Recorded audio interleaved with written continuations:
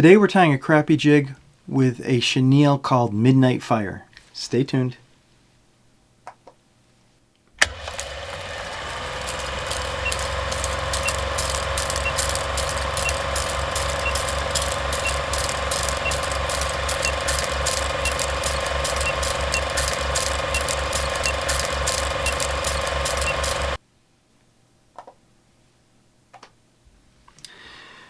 So good morning. Second time I'm doing this video. I've had issues with the microphone and the wireless system when the battery's going out. Now I got issues with just pressing record. So one-man band here, guys. So what we're tying today, and I don't know where I got this chenille. It's a color that I really like tying with.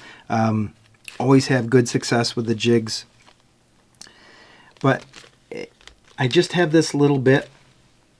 It's called Midnight Fire. It's a black ice chenille, and it has red and purple fibers in it as well, so it sparkles with that red and purple. This small baggie I received in a jig swap. I've talked about them before, jigs.com. It's a great resource if you want to, just have that discussion about jigs, jig tying, jig fishing. They got old timers there that are older than me, so a lot of good information, especially if you want to learn about some of the foundations of jigs and jig tying.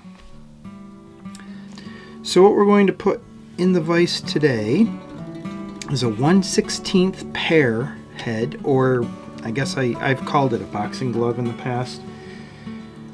It definitely has that pear shape. It's an interesting jig. I like using it to tie goby type imitations just because of the head shape. It's a jig that I don't tie on often, but I do like it for specific applications, and in this case we're tying a crappie jig and we're using that Midnight Fire chenille. So I'm going to begin with a 2/0 thread, and I'm going to lock it on in the center near the point of the hook.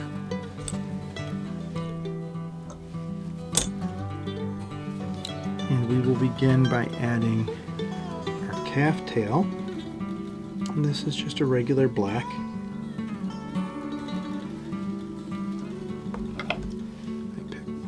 Pick my pinch, and as usual we remove the fibers and the broken hairs from the buttons and then restack. Calf tail doesn't typically need a lot of restacking, but I am removing some of those extra long hair fibers that just don't look right, and actually with calf tail there's usually some medium-sized hair that I take out of the pinch as well. So this tail will be the length of the body past the bend of the hook, which on my vise is approximately that third mark on my vise is what I'm aiming for. I know that I'm going to lock it on about here.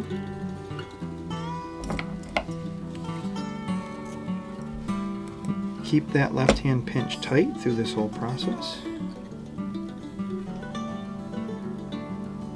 And that right now is not locked on. It just has about 5 or 6 wraps towards the bend of the hook, but it's on tight so I can look at it. I add pressure to this tail right above the thread, and I'm adding pressure that goes directly to the center of that hook shank. That helps these fibers spread around the shank of the hook, at least 3 sides. Now I can walk my thread back towards the head of the vise, locking it in place. At this point, go right ahead, add a drop of head cement to the base of that calf tail, and you can just push that drop of head cement to cover the entire wrap up to the head. Now I'm not looking to glue my jig together, but it does add a little bit of durability. I walk the thread back up to the pinch, and for this we're going to add the Crystal Flash Smoke Blue. It's KF20, and I'm going to pick out 4 strands and lay them right down the side and lock these in place.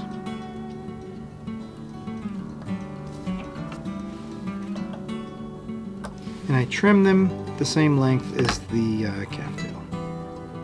I can rotate my vise and repeat 4 strands. And again, just place this right down the center line, parallel with the hook shank.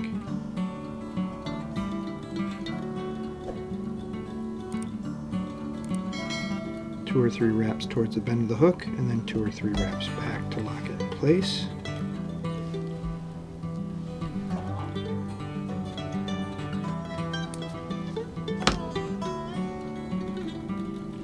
And now I can walk the thread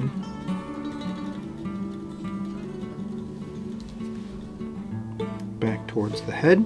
Now there is a little bit of a step here, and we're going to remedy that with our Midnight Fire chenille.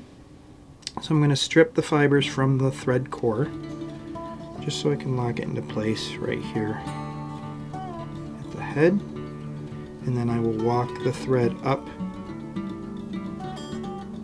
covering my chenille, and it doesn't completely make that step go away, but it does fill in enough so it's not going to affect the look of our jig.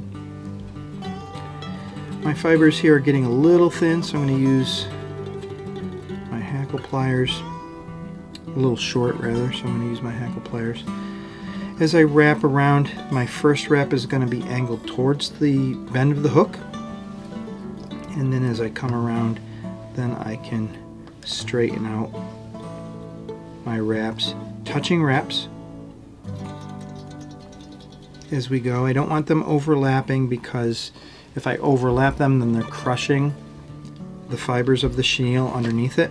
So touching wraps side by side, just so the body remains full looking. I bring it around. As I come around, this is going to be my last wrap. It's going to be in between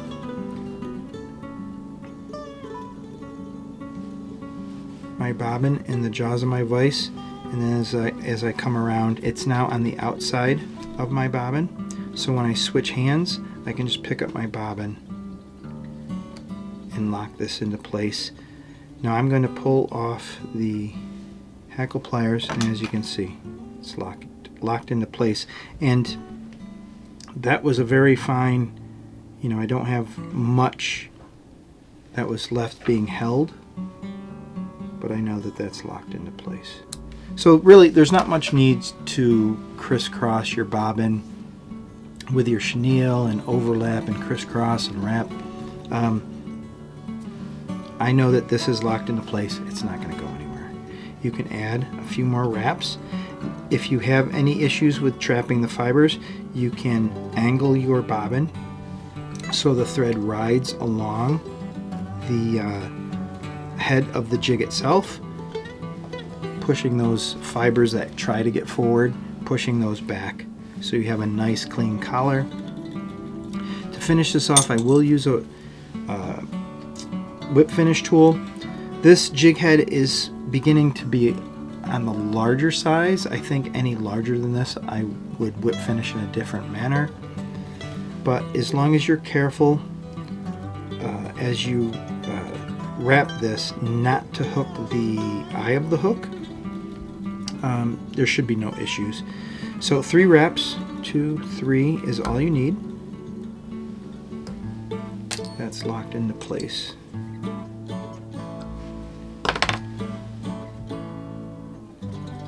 And to finish this off, we will use our lacquer based head cement, just a few drops,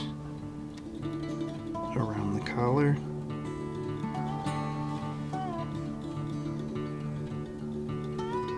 By all means, use different color Crystal Flash.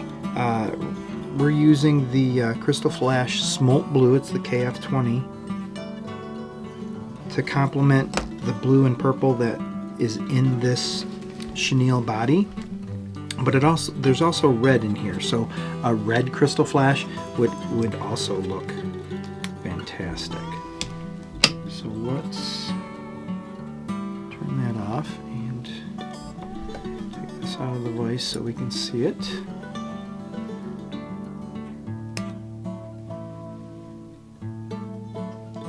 I do like this jig for crappie. It's a little bit bigger profile because of the shape of the head, and since we are using calf tail, the tail itself is a little bit fuller than if we used marabou or something that would be the water would really thin out as it is jigged in the water. But really pretty jig.